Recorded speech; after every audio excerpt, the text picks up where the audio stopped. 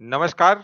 आपका एक बार फिर से स्वागत है हमारे फोक ब्रेन के प्रमुख कार्यक्रम कल्चर मैटर्स में। इस चर्चा में डॉक्टर कैलाश कुमार डॉक्टर कैलाश कुमार मिश्रा जी के साथ बात करेंगे प्रमुख इतिहासकार कुमार झा जी।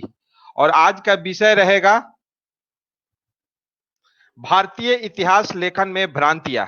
तो मैं सीधे कनेक्ट कर कैलाश कुमार मिश्रा जी को वो डॉक्टर अंजनी कुमार झा जी के बारे में उनके बात करेंगे और दोनों में भाग लेंगे। तो आइए उन दोनों को कनेक्ट करते हैं।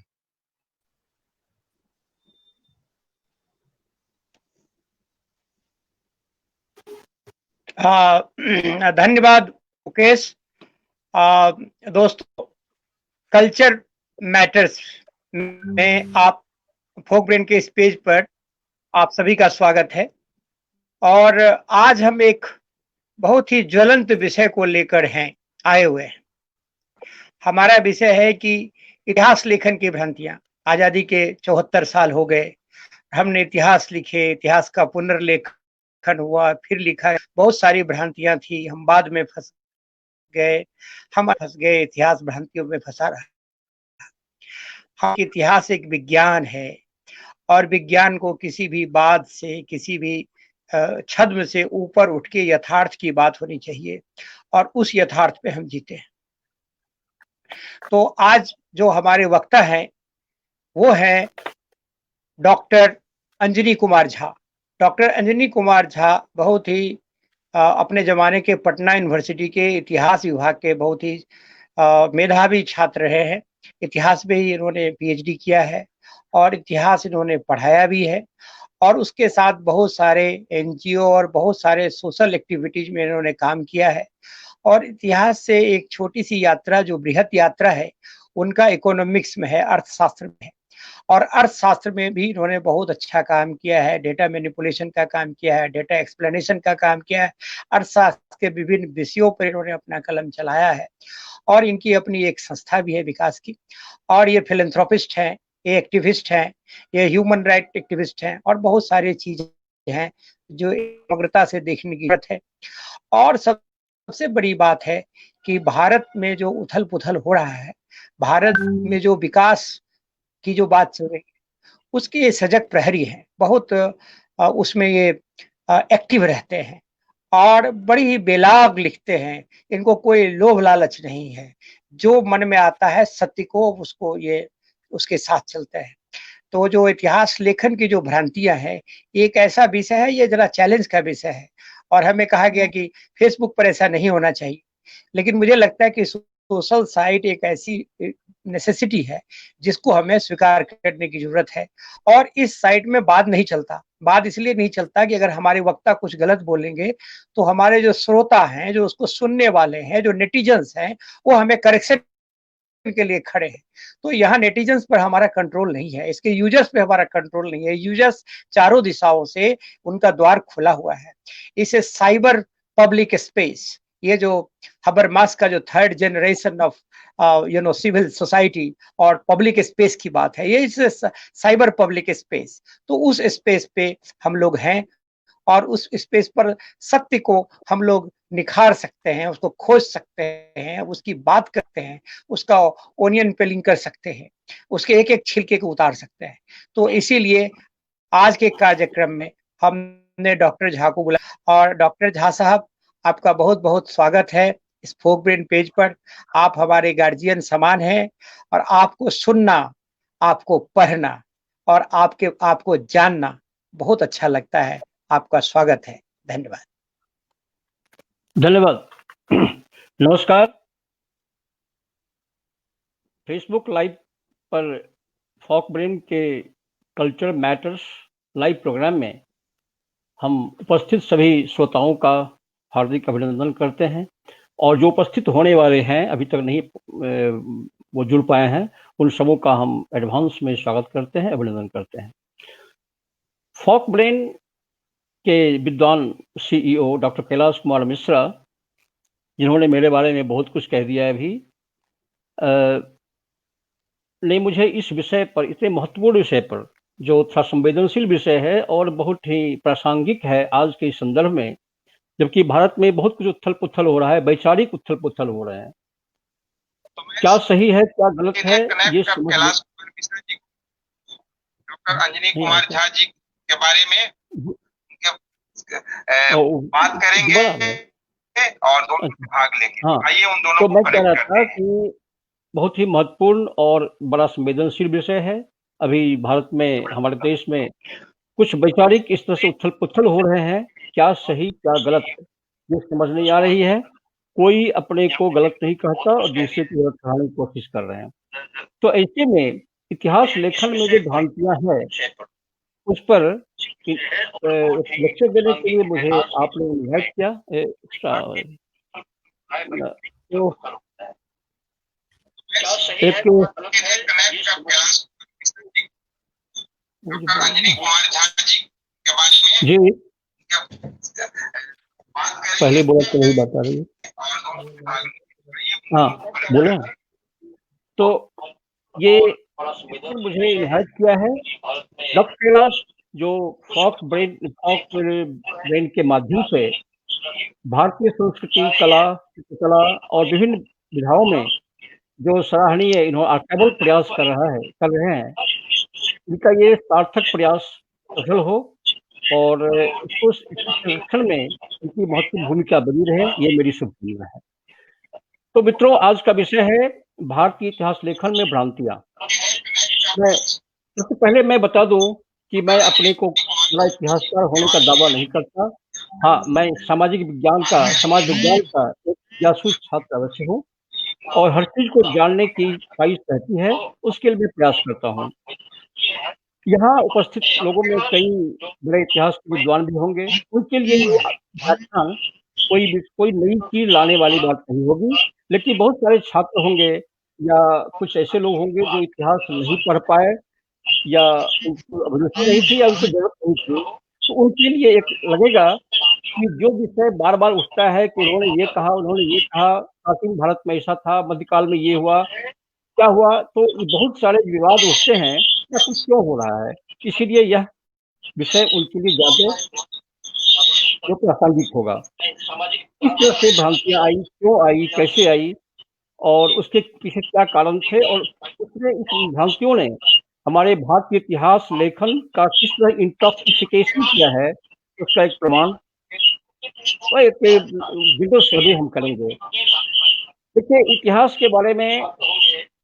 इतिहास का सिंपल डेफिनेशन तो यही है कि past story of the past, जो विगत में, अतीत में जो घटनाएँ घट गई वही इतिहास है। क्योंकि अतीत में बहुत सारी घटनाएँ घटी, हर घटना इतिहास नहीं हो सकता। वही तथ्य, वही बातें, वही घटनाएँ जिसका कि मानव जीवन के सामाजिक, आर्थिक, सांस्कृतिक, धार्मिक किसी भी क्षेत्र में प्रत्यक्ष और अप्रत्यक्ष किसी न किसी रूप में उसको प्रभावित किया हो, वही इतिहास का विषय वस्तु होता है। और इतिहास विगत का अध्ययन करके, वर्तमान के आलोक में इसका स्टडी करके हम इससे भविष्य का निर्माण करते हैं, भविष्य के लिए अपना मार्ग प्रशस्त करते हैं। इसमें इतिहास की भूमिका बहुत ही इम्पोर्टेंट है और यह किसी भी देश का इतिहास, उस देश की राष्ट्रीय पहचान होती है। उसमें समाहित होते हैं उसके राष्ट्रीय गौरव, राष्ट्रीय अस्मिता और जिस तरह किसी व्यक्ति का कोई व्यक्तित्व नहीं हो, उसकी अपनी पहचान नहीं हो, वह व्यक्ति नहीं, एक गुलाम बन के रह जाता है। इस तरह से राष्ट्र का भी एक सही, स्पष्ट और निष्पक्षपूर्ण इतिहास होनी चाहिए, जो आज तक नहीं हो पाया। इतिहास गले मुर्दे उखाड़ना नहीं है, यह हमें अतीत जो प्रेरित करता है, जो हमारे पूर्वजों ने पास्ट में जो अच्छी बातें हुई, उससे हम प्रेरित होते हैं और उस प्रेरणा से हम आगे भविष्य का निर्माण करने में सफल होते हैं। एक महत्व ये है। दूसरा है कि इतिहास हमें पुरानी गलतियों से हमें आगाह कराता है, ये बताता है कि आपके पास्ट में ये गलतियाँ हुई थी, उसको रिपीट ना करें। अगर रिपीट करेंगे तो फिर वही होगा कि आने वाली पीढ़ी को वही गुनगुनाना पड़ेगा। ये जब्र भी देखा है, तारीख की नज़रों ने, लम्हों ने खता की थी, सदियों ने सज़ा पाई। तो ऐसा न हो, इसीलिए एक निष्पक्ष संतुलित इतिहास का अध्ययन, उसका प्रस्तुतीकरण आवश्यक होता है। तो अब इतिहास के बारे में वैसे कई इतिहासकारों ने उसको अपने ढंग से व्याख्यायित किया है। एक विद्वान हुए जो कि वास्तव में इतिहास दार्शनिक हैं, कार, उन्होंने कहा कि इतिहास अतीत और वर्तमान के बीच चलने वाले निरंतर संवाद ये इतिहास है। और इतिहास में भ्रांति का अगर एक लाइन में उत्तर दिया जाए, भ्रांतियां क्यों होती है, इतिहास को तोड़ा मरोड़ा क्यों जाता है, उसका एकमात्र कारण है कि हिस्ट्री जो लिखित होनी चाहिए स्क्रिप्ट के बेसिस पर, वो नहीं होकर के यह निर्देशित हो जाता है, डायरेक्टेड हो जाता है, जो कि विक्टर और वैंक्विस्ट जो विजेता है वो अपने मनोनुकूल, अपने हित के संरक्षण के लिए विद्वानों से इतिहास लिखवा लेता है। अगर ऐसा होता है तो इतिहास में वो त्रुटियां, वो पक्षपात पूर्ण व्यवहार विचार आ ही जाएंगे। यही कारण है इतिहास में भ्रांति होने का। अब है कि एक कहावत है कि until the lions have their own historians, the tales of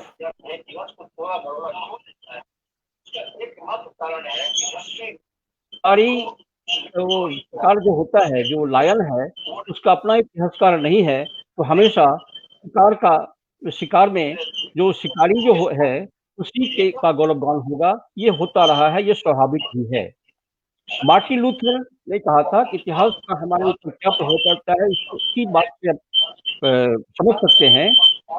Martin Luther king junior, उन्होंने कहा, we are not makers of history, we are made of history. हम इतिहास के ही प्रोडक्ट हैं। जैसा हमारा इतिहास होगा, अगर गौरवपूर्ण इतिहास है, हम अपने गौरवपूर्ण इतिहास पर गर्व करते हैं, तो हम भी दुनिया में सर उठा के आगे जी सकते हैं। अदरवाइज हम भी एक सब्जेक्ट की तरह, एक गुलाम की तरह हम जिएंगे, एक free citizen of the world नहीं हो पाएंगे। बी आर अम्बेडकर साहब, जो हमारे बहुत बड़े संविधान विशेषज्ञ थे, हमारे संविधान सभा के कमेटी के चेयरमैन थे, उन्होंने लिखा है, they can't make history for जो गलतियों से नहीं सीखा वो फिर से गलती रिपीट करेगा, इस तरह से अपने गलत इतिहास को फिर से दोहराएगा। इतिहास दोहराता है, लेकिन इतिहास तभी दोहराता है जब आने वाली पीढ़ी अपने विगत के इतिहास को याद नहीं रखा, उसको ठीक से समझा नहीं और उसके सही पहलुओं पर आगे नहीं बढ़ा, वो गलतियां फिर रिपीट करेगा और फिर इतिहास दोहराएगा।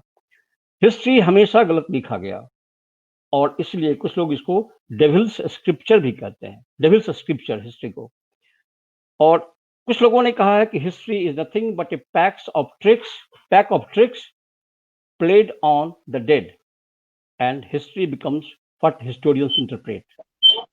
इतिहासकार जैसी व्याख्या करते हैं वही इतिहास बन जाता है।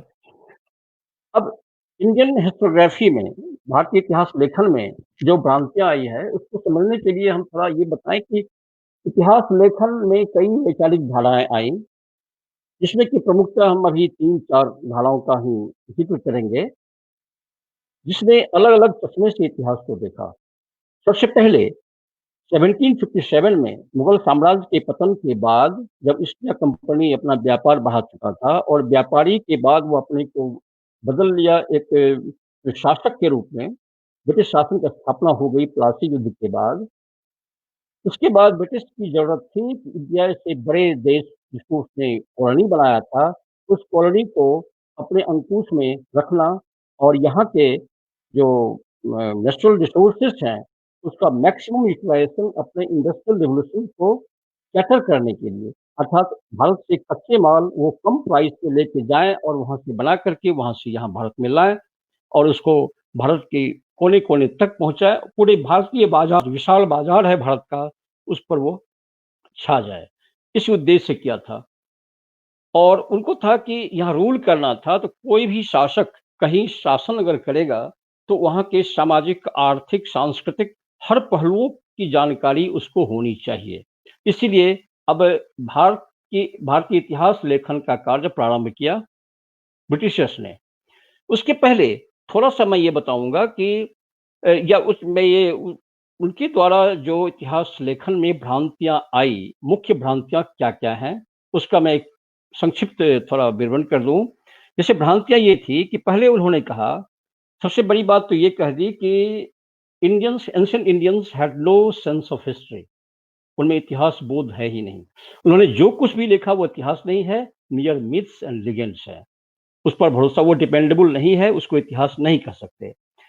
दूसरी भ्रांतियां उन लोगों ने ये फैलाई कि एंशिएंट इंडिया एंशिएंट इंडिया बिल्कुल अनडेवलप्ड था, सेमी सिविलाइज्ड था या अनसिविलाइज्ड था, इसमें किसी भी क्षेत्र में कोई विकास नाम की चीज नहीं थी। फिर नेक्स्ट कहा उन्होंने कि Indians in ancient times were not capable of their self rule, वो अपना शासन खुद नहीं चला सकते क्योंकि वो हमेशा विदेशियों से शासित होते रहे हैं और प्राचीन काल से विदेशी यहाँ आते रहे और उनके शासन व्यवस्था पर, उनकी हर सामाजिक व्यवस्था पर, उनकी संस्कृति पर अपना नियंत्रण, अपना अंकुश लगा के रखा, जिसकी चर्चा मैं आगे डिटेल्स में करूंगा। फिर उन्होंने कहा कि बहुत बड़ा भ्रम, सबसे बड़ा भ्रम उन्होंने ये फैलाया कि आर्यंस जो थे वो इंडिया के एबोरिजिनल्स नहीं हैं, वो बाहर से आए हैं, अर्थात सेंट्रल एशिया से आए हैं। ये central Asiatic homeland of Aryans, ये सबसे बड़ा एक भ्रम उन्होंने फैलाया और आगे हम अभी तो उसको मानते रहे हैं, जिसका कि बहुत दुष्परिणाम हो रहा है, उसकी चर्चा हम आगे करेंगे। फिर है कि उन्होंने कहा कि प्राचीन भारत के लोगों में काल गणना का कोई फिक्स्ड मेजर नहीं था, काल गणना का ज्ञान उनको नहीं था, कोई फिक्स्ड मेजर नहीं था। यह भ्रांति इसीलिए आई कि वो यूरोपीय इतिहासकार या यूरोप के विद्वान भारतीय काल गणना के मेजर्स को समझ ही नहीं पाए, उनकी दृष्टि उतनी व्यापक नहीं थी, क्योंकि बाइबल के अनुसार उनका जो इतिहास है वो 2000 वर्ष ईसा वर्ष पूर्व जाता है और 2000 आगे जाता है। मतलब आज 2000 एडी, 2020 एडी और पीछे चला जाए तो 2000 बीसी या 3000 बीसी में 4 से 5000 वर्ष तक ही उनकी ज्ञान दृष्टि पहुंच पाती है, इससे आगे पीछे वो देख नहीं पाते। जबकि भारत का जो इतिहास में काल गणना है वो बहुत ही व्यापक है, बहुत ही परिपक्व है और इस काल गणना में सिर्फ समय का ही निर्धारण नहीं है, बल्कि समय की जो युग धर्म है उसकी भी व्याख्या इसमें है, उसकी भी चर्चा हम करेंगे। भारत में एक युग, सब जानते होंगे 4 युग होते हैं, हमारी मान्यता है। ये इस मान्यता के अनुसार 4 युग में समय का ही निर्धारण नहीं है, समय का जो गुणधर्म है, जो युग धर्म है, उसकी भी चर्चा है, जिसके लिए एक साक्ष्य में मिलता है ऐतरेय ब्राह्मण साहित्य में, जिसमें लिखा है कलिश्याणो भवति संविहानस्तु द्वापरः उत्तिष्ठेतो भवति कृतं संपाद्यते चलं चरेवेति। अर्थात कलिश्याणो, कलयुग जो है उस समय समाज या राष्ट्र शयन की अवस्था में होता है, सोया हुआ होता है, जगा हुआ नहीं है, वो जागृत नहीं है। भवति संविहानस्तु द्वापरः, द्वापर में वह जग जाता है, आंखें खुल जाती है, लेकिन आंखें खुलती है अभी ओंघता रहता है, वो अभी तंद्रा में है, अभी पूर्णतः जागृत नहीं हुआ है। उत्तिष्ठेता भवति, और त्रेता में वह उठ के खड़ा हो जाता है, थोड़ा एक स्टेज आगे बढ़ा। और कृतं संपाद्यते चरं चरेवेति, और कृतयुग में, सतयुग में वह पूरी तरह से सक्रिय हो जाता है, सदमार्ग पर चलता है और चरेवेति जो भारतीय दर्शन है, जो भारतीय हमारी जो विरासत है, जो हमारा आदर्श है, उसकी व्याख्या इसमें की गई है। अब देखिए, इंडियन हिस्टोग्राफी जो भारतीय इतिहास लेखन है, भारत का इतिहास हजारों वर्ष पुराना है, लेकिन भारतीय इतिहास लेखन का इतिहास सिर्फ 250 वर्षों का है। इट मीन्स ब्रिटिश रूल के आने के बाद ही एक नए आधुनिक काल में नए ढंग से इतिहास लेखन का कार्य आरंभ हुआ, इसलिए 250 वर्षों का इतिहास है। इसको हम अलग अलग चरणों में बांटेंगे। सबसे पहले तो जब यूरोपियंस का कांटेक्ट हुआ भारत के लोगों के साथ, भारत आना जाना हुआ, तो उन लोगों ने काफ़ी जिज्ञासा दिखाई भारतीय ज्ञान को समझने के लिए, और वो बहुत प्रभावित हुए। और ये सब इंडोलॉजिस्ट हैं जिन्होंने भारतीय ज्ञान का अध्ययन किया। इंडोलॉजिस्ट में भी शुरू के इंडोलॉजिस्ट हुए, उन लोगों ने भारत के अतीत की भूरी-भूरी प्रशंसा की। उन्होंने कहा कि भारत वाक़ई दुनिया में सबसे अधिक सभ्य और ज्ञानवान देश रहा है। यहाँ ज्ञान के हर विधाओं में काफ़ी प्रगति हुई है, और अगर जगत गुरु कहा गया था भारत को, तो वह कोई गलत नहीं था, इस लायक तो यह डिजर्व करता था। तो इंडोलॉजिस्ट 1757 मैंने शुरू के दौर में जो इंडोलॉजिस्ट थे, उन लोगों ने ये कहा। लेकिन इंडोलॉजिस्ट बाद में जब ब्रिटिश रूल जब एस्टैब्लिश अच्छी तरह से हो गया, जब वैरन हेस्टिंग्स का रूल था भारत में, उसमें जेम्स मिल एक आए, प्रशासक थे, आईसीएस ऑफिसर थे, और वह प्रशासनिक नीड्स को फुलफिल करने के लिए भारतीय इतिहास को लिखना और उसको तोड़ मरोड़ के पेश करने की काम शुरू किया। फिर 1820 के बाद औपनिवेशिक इतिहास लेखन का एक दौर शुरू होता है, जिसमें कि जो उपनिवेशवादी थे, जिसमें मोस्टली ब्रिटिशर्स ही शुरू में थे, बाद में कुछ इंडियंस भी उस खेमे में शामिल हुए। उन लोगों ने भारतीय इतिहास को इस ढंग से पेश किया, वह यूरोपीय चश्मे से भारत के इतिहास को देखा और ये बताने की कोशिश की कि अंग्रेजी शासन से पहले भारत में कुछ भी अच्छा नहीं था। जो भी विकास या जो कुछ भी अच्छी बातें देख रहे हैं, वो ब्रिटिश सरकार की देन है। अर्थात ऐसा कह के वो भारत के लोगों को ये समझाना चाह रहे थे कि भारत के लोग ब्रिटिश शासन के दौरान अच्छी ज़िंदगी जी रहे हैं, इसलिए उनको धन्यवाद देना चाहिए, और ताकि वो कभी भी असंतोष ना हो, ब्रिटिश शासन के खिलाफ वो विद्रोह के लिए खड़े ना हो, और ब्रिटिश शासन यहाँ लंबे समय तक चलता रहे। 1857 में जो क्रांति हुई, 57 की क्रांति, जो कि फर्स्ट वॉर ऑफ इंडिपेंडेंस था। हालांकि ब्रिटिशर्स ने उसको कह दिया कि ये सिपाही म्यूटनी था, सिपाहियों का विद्रोह था, कुछ नहीं था।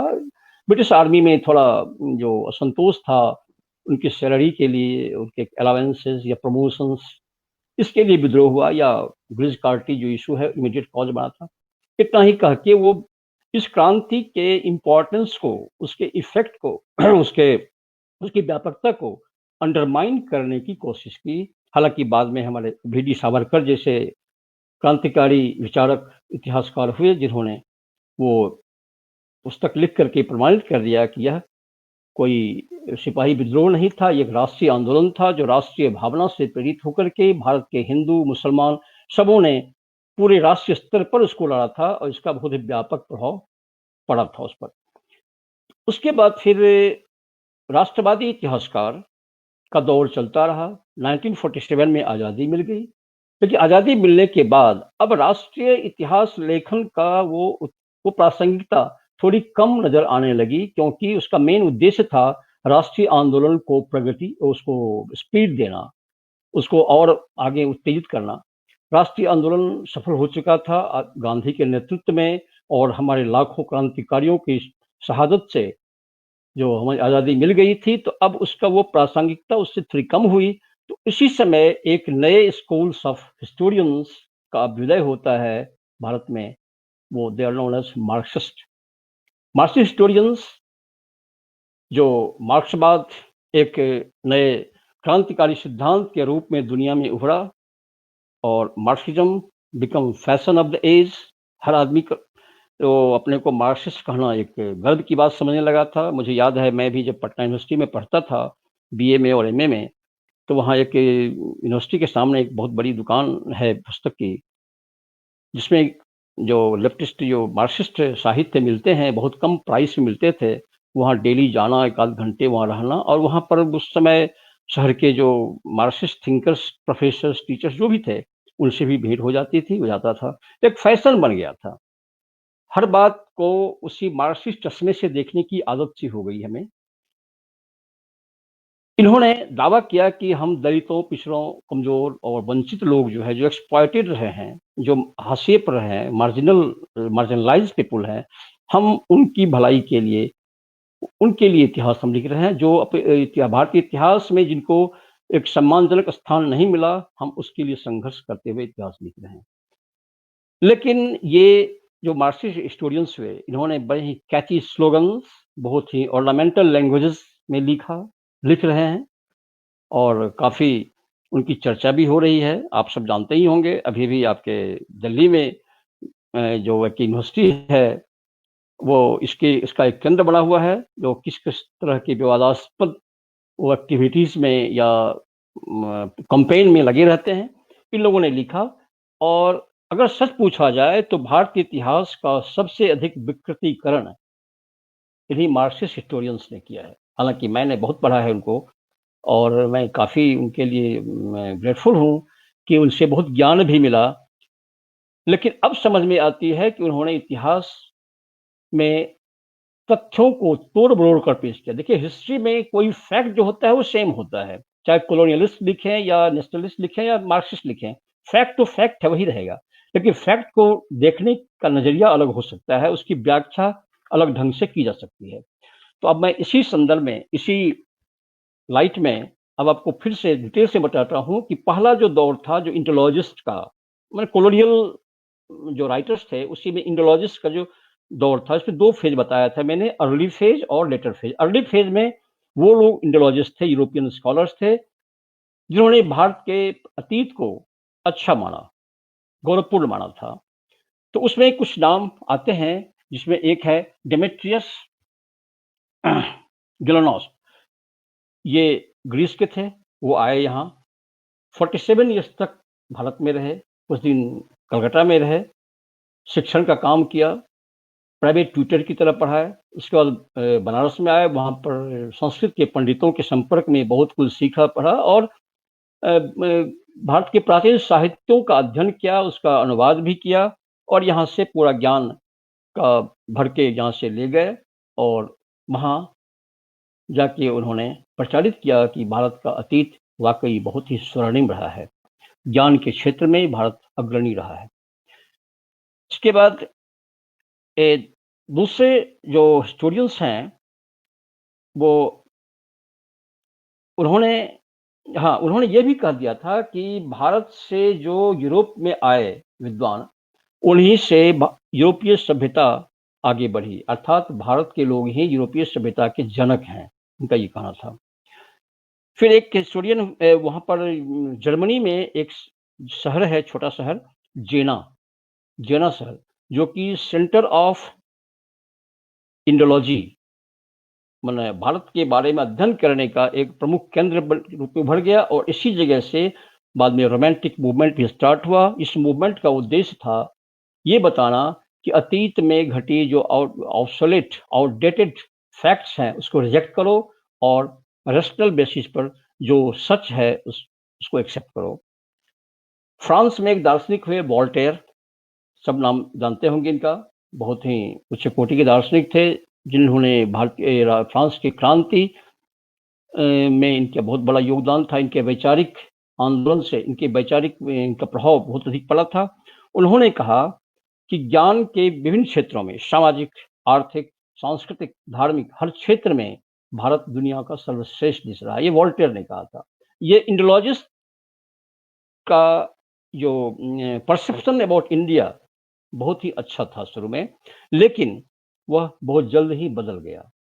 जब ब्रिटिश साम्राज्य यहाँ का प्रसार हो रहा था और उसका सुदृढ़ीकरण हो रहा था, वैसे में जो बैरन हेस्टिंग्स के समय में विलियम जोन्स आए, उन्होंने गीता का अनुवाद भी किया और उन्होंने ये प्रचारित करना स्टार्ट किया कि ब्रिटिश से पहले भारत जो था वो असभ्य था, स्वेच्छाचारी था, विवेकी नहीं था, अविवेकी था, अनैतिक था और भारतीय साहित्य जो भी लिखे गए, वेद से लेकर के वेद, पुराण और उपनिषद जो भी हैं, रामायण, महाभारत, एपिक, सबको उन्होंने कह दिया कि मिथ्स एंड लीजेंड्स के अलावा कुछ नहीं है, उसमें there is nothing like history, कुछ भी हिस्ट्री उन्होंने एक्सेप्ट करने से मना कर दिया। एक प्रिंसेप, एक आर्कियोलॉजिस्ट थे, वो आए, अशोका के रॉक एडिक्ट्स और एडिक्ट्स इंस्क्रिप्शंस का उन्होंने बहुत गहराई से अध्ययन किया, वो तो ठीक है, लेकिन कई बातों की व्याख्या उसने ब्रिटिश चश्मे से किया, जिससे कि ब्रिटिश साम्राज्य को ही किसी न किसी प्रत्यक्ष और अप्रत्यक्ष रूप से लाभ मिले। इसके बाद एल्फिस्टन एक इतिहासकार हुए। 1841 में उन्होंने हिस्ट्री ऑफ इंडिया लिखा। इसमें उन्होंने हिंदू पीरियड जो प्राचीन भारत था उसकी बुराइयों को अच्छी ढंग से उसको प्रोजेक्ट किया, बढ़ा चढ़ा के पेश किया और ये बताया कि भारत के लोग कमजोर थे या यहाँ के लोगों में इतिहास बोध नाम का कोई चीज नहीं था। फिर एक जर्मनी के बड़े स्कॉलर बहुत ही नामी रहे हैं जिन्होंने भारत में बहुत काम किया है, मैक्स मूलर।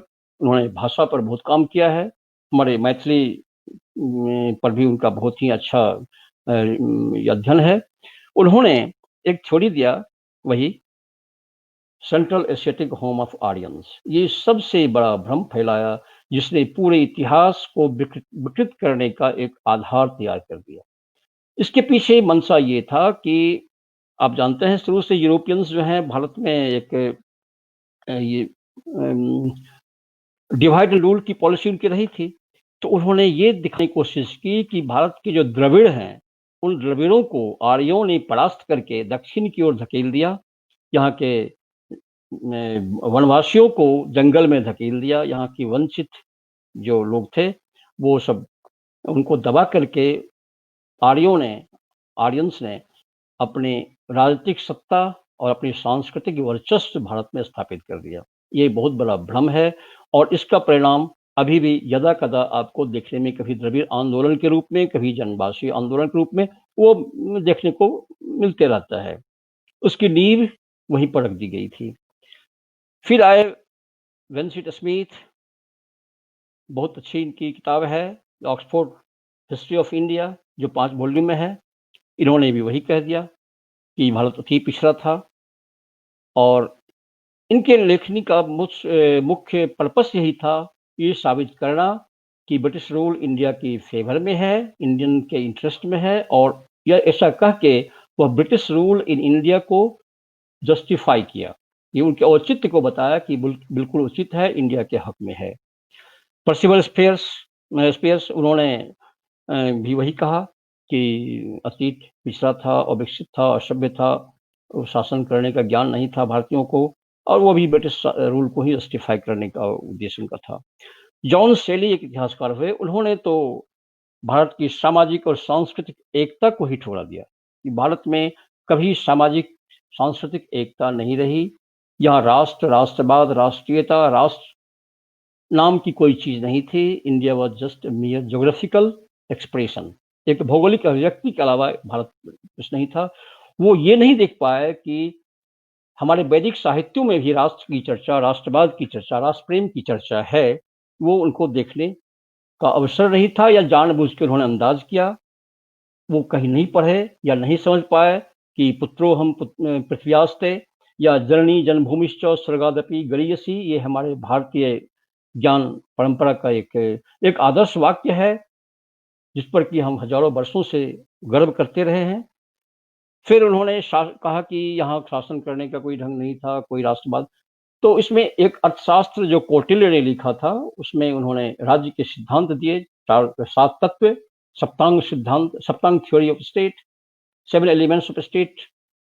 आप अगर गौर से देखेंगे तो अभी आधुनिक समय में प्रोफेसर लास्की ने जो राज्य के 4 तत्व बताए हैं, territory, population, government and sovereignty, उससे भी ज्यादा व्यापक और ज्यादा परिपक्व ये इनका सिद्धांत है। ये इस पर दृष्टि उनकी कॉलोनियल हिस्टोरियंस की या तो नहीं गई या वो जानबूझ के उसको एक गलत ट्विस्ट दे दिया उन्होंने। टॉमसन एंड गैरेट की एक पुस्तक है rise and fall of Mughals in India.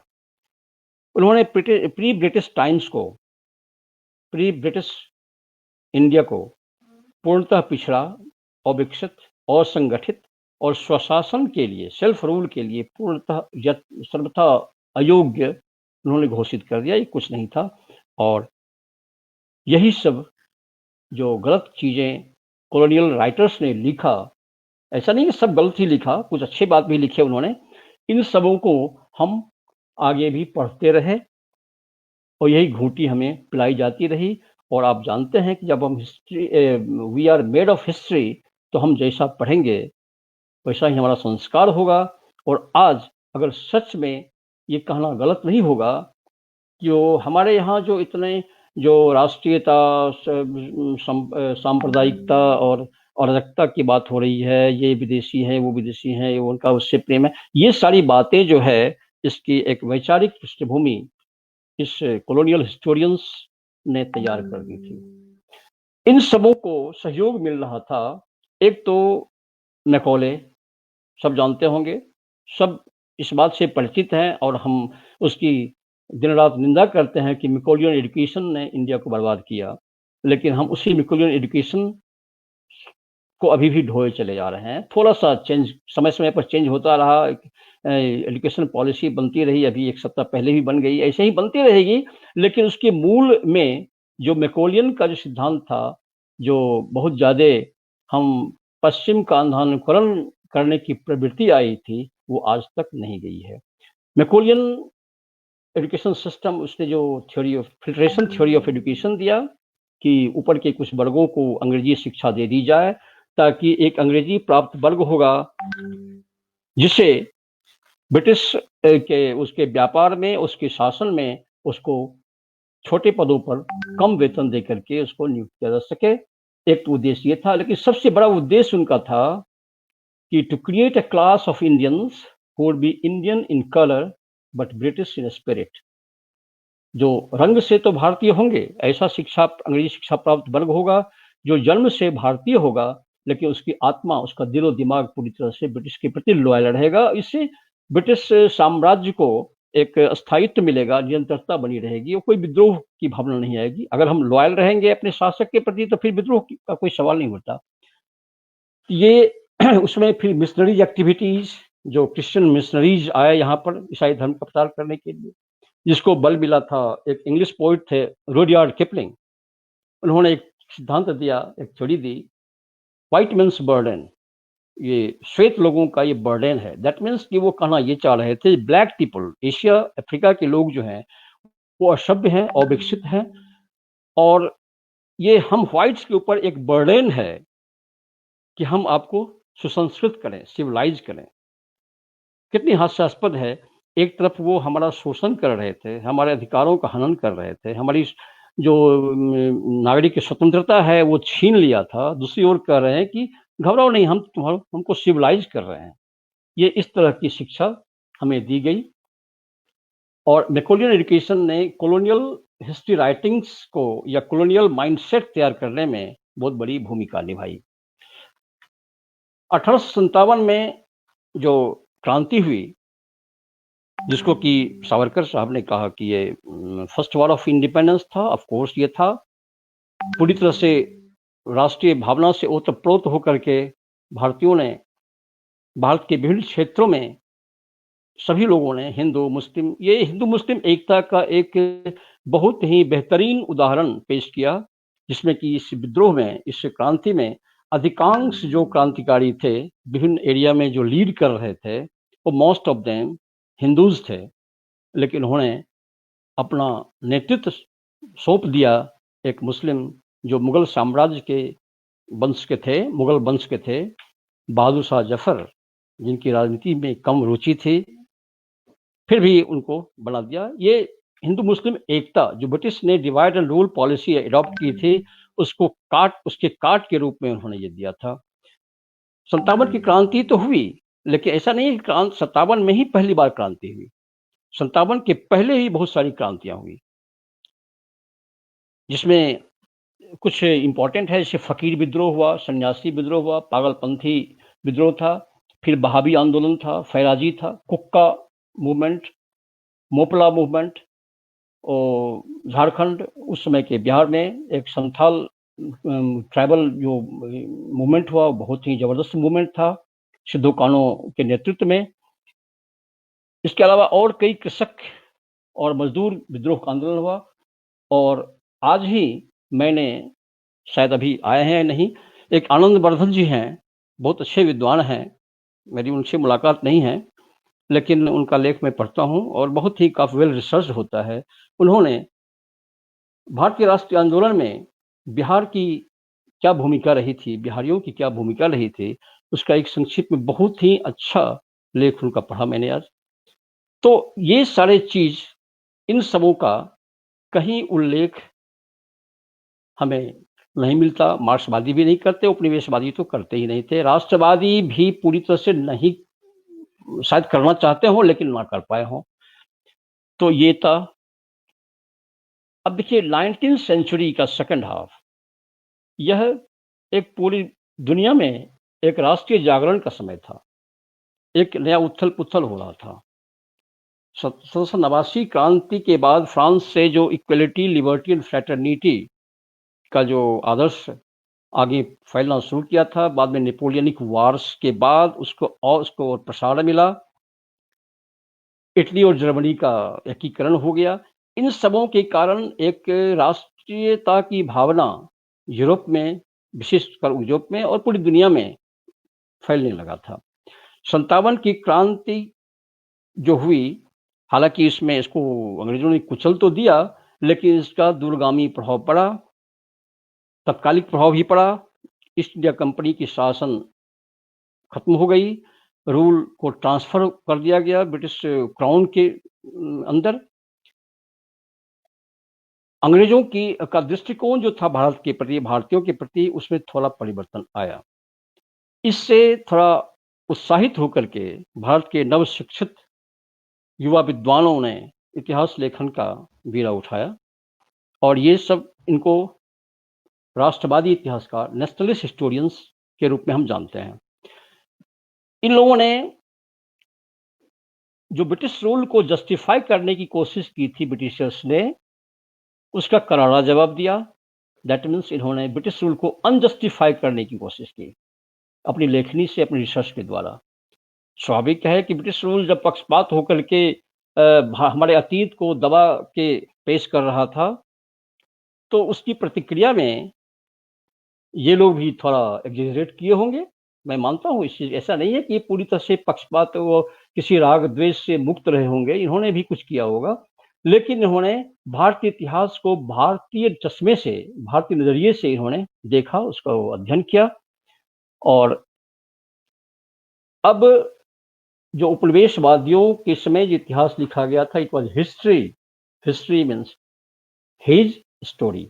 His means जो हमारा शासक, हिज स्टोरी था, जो हमारे शासकों के मनोनुकूल शासक के लिए, history by British for British जो लिखा गया था, वह हिस्ट्री नहीं बल्कि इतिहास हो गया।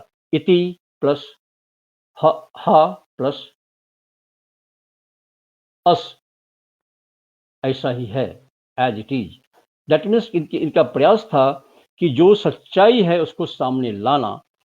और इसमें जो उपनिवेशवादी थे, उन्होंने हमारे महाकाव्यों को, रामायण को, महाभारत को, इस सबको कभी इतिहास माना ही नहीं था। लेकिन इन्होंने कहा कि ये सब इतिहास है, इसमें इतिहास, ये इसको ऐतिहासिक स्रोत, एक प्रमाणिक रूप में हम इसको मान सकते हैं। अब इसकी समझ अगर अंग्रेजों को नहीं थी तो उसमें गलती हमारी नहीं है, गलती उनकी है, कमियां उनमें है, कमियां हमें नहीं है। अब इस राष्ट्रवादी इतिहासकारों में कुछ का नाम मैं यहाँ शॉर्ट में जिक्र करना चाहूंगा। इसमें एक थे भंडारकर साहब, जिन्होंने भारत के अतीत का गौरवगान किया और उन सभी पहलुओं को उजागर किया जिसकी कि उपनिवेशवादियों ने घोर उपेक्षा की थी, कहीं स्थान नहीं दिया था, जिसकी चर्चा तक नहीं थी, उसको उन्होंने लिखना स्टार्ट किया। आर.सी. दत्त एक हिस्टोरियन हुए, उनकी पुस्तक है history of civilisations in ancient India, 3 volume में है।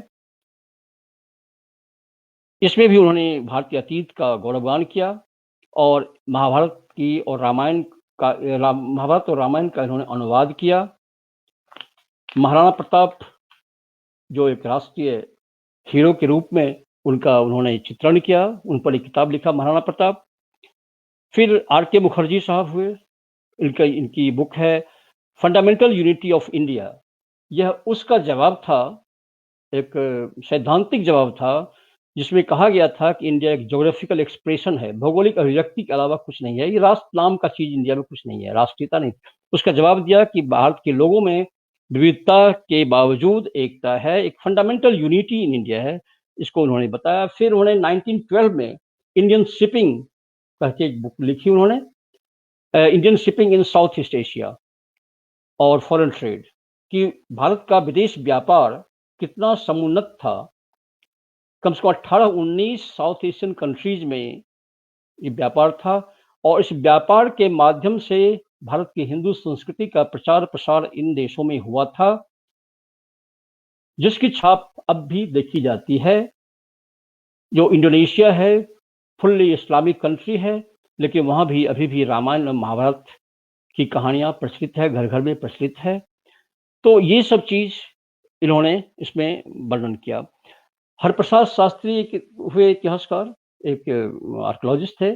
उन्होंने क्या किया कि जो एशियाटिक सोसाइटी की स्थापना हुई थी, जिसमें कि जितने भी इंडियन मैन्युस्क्रिप्ट्स थे, पांडुलिपियाँ थी, जो कलेक्ट था, उन सबों का एक उन्होंने कैटलॉग तैयार किया, जो कि आगे के इतिहासकारों के लिए एक मार्गदर्शक के रूप में काम किया। उनको बहुत सुविधा हुई कि अच्छे से भारतीय इतिहास का सही व्याख्यान आगे कर सकें। यदुनाथ सरकार बड़ा ही फेमस नेम है। इन्होंने मुगल एम्पायर्स पर पुस्तकें लिखी, शिवाजी पर भी, और शिवाजी एंड हिज टाइम्स उनकी एक किताब है, और इनको रैंके ऑफ इंडिया कहा जाता है। दैट मीन्स कि रैंके जो था वो फैक्ट को अधिक इम्पोर्टेंस देता था। उनका कहना था कि फैक्ट का परीक्षण तब तक किया जाए, उसकी व्याख्या तब तक हो जब तक कि उसमें पूर्ण सत्य की प्राप्ति ना हो। फैक्ट को बहुत ही इम्पोर्टेंस वो दे रहे थे, और उन्होंने कॉलोनियल रूल को भी चैलेंज किया। और इधर चर्चा मैं अभी करूंगा, एक अलीगढ़ स्कूल ऑफ हिस्टोरियंस भी हुआ है, इसको इन्होंने करारा जवाब दिया था। जो इंडिया के बारे में ये लोग जो रूल लिख रहे थे, उनके बारे में जवाब दिया।